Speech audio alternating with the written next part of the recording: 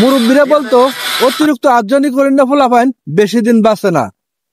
তাই এখন বর্তমানে একটা ট্রেন্ডিং আছে আগুনের ভিডিও। অতীতে দেখছেন এই আগুনের ভিডিওতে আলামিন ভাই বর্তমানে এখনো হাসপাতাল অসুস্থ আছে একটা দুর্ঘটনার মাধ্যমে।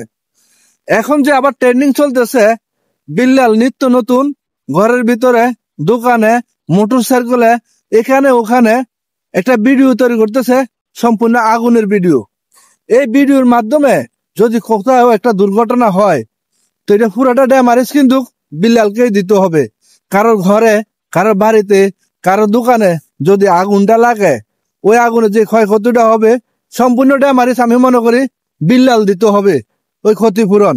কারণ এই বিল্লাল এখন আগুনের ভিডিওটা নিয়ে বেশি বাড়াবাড়ি করতেছে।